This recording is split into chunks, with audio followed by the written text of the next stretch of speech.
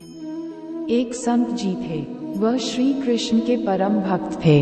श्री कृष्ण की मानसिक पूजा करते थे।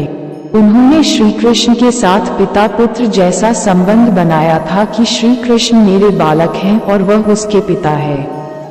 वह हर रोज कान्हा को उठाते, भोजन कराते, गोद में खिलाते, अपना पूरा वात्सल्य श्री कृष्ण पर उड़ेल देते। कभी कहते कान्हा मेरी दाढ़ी नोच रहा है, कभी कान्हा को पकड़ने उसके पीछे भागते। कृष्ण भक्ति में पूरा संसार भूल गए थे। हर समय कृष्ण भक्ति में ही रमे रहते। एक बार संत जी शिष्यों से कहने लगी कि मैं कभी गंगा स्नान करने नहीं गया। शिष्य कहते गुरुजी आप काशी जी चले जाओ।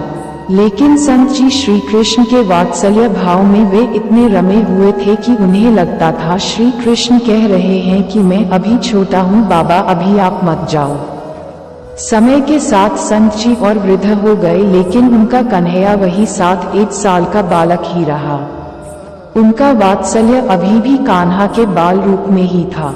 संत जी कृष्ण चिंतन में ही वह स्वर्ग सिधार गए। शिष्य उन्हें शमशान जाने के लिए जाने की तैयारी करने लगे। इतनी में एक 7-8 साल का सुंदर बालक गंगाजल का घड़ा लिए आया और कहने लगा कि मैं इनका मानस पुत्र हूँ, इनका संस्कार मैं ही करूँगा। इनकी इच्छा थी गंगा स्नान करने की, इसलिए मैं उनकी इच्छा जरूर पूर्ण करूँगा। इसलिए मैं घड़े में ये गंगा जल लाया हूँ।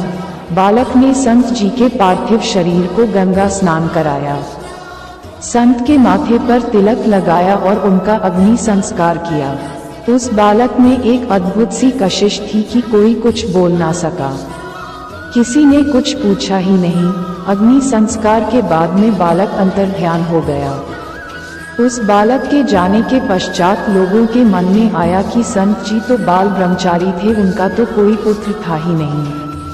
वह श्री कृष्ण को अपना मानस पुत्र मानते थे, इसलिए भगवान श्री कृष्ण जी स्वयं संत के पुत्र के रूप में आए थे।